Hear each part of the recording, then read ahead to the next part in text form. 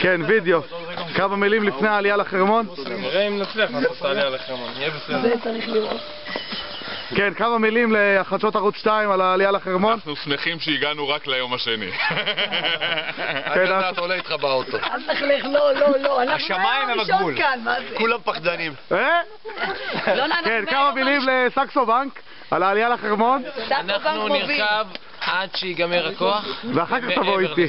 כבר נגמר הכוח. ומעבר לזה. מהמחשבה אנחנו כבר מפחדים. יאללה, נסיעה טובה. אתה יודע מה אני רק לא מבין? כן. איך לא פינית מקומות לשבת? מה נראה לך שהמקומות האלה, שהמקום הוא בסדר? בשכיבה על המזוודות.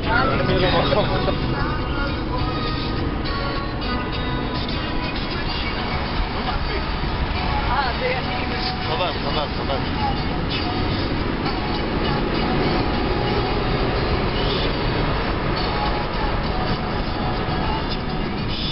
קטע, 8.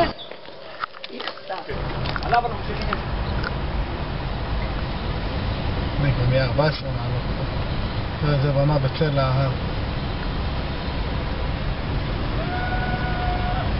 אז אתה צועק. יאללה, דרבן אותו, תגיד לו קדימה, אבא, צלם אותו, צלם את טוב, התניב.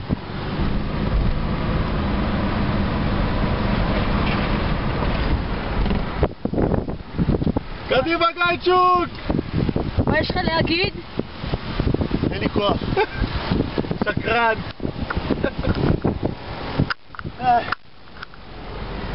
איזה עלייה.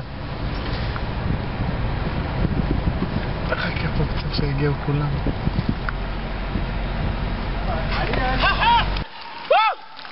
אתה יודע מתי התחיל להיות קשה? שלא ידעתי עוד כמה נשאר. לא, ראיתי. זה הסוף. לא, איפה ראית 2 קילומטר? היה שם שלט. 2 קילומטר סיבובים. אז הבנתי שזה גם עליות. זהו. אבל אני לא ידעתי פה כמה מגיעים לפה. לא ידעתי. אם הייתי יודע 2 קילומטר הייתי בסדר. בראש? אי אפשר לעשות את זה ביום אחד.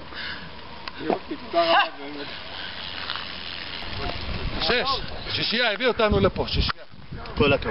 כל הכבוד. השישייה שלנו. אין כמו הקפטן.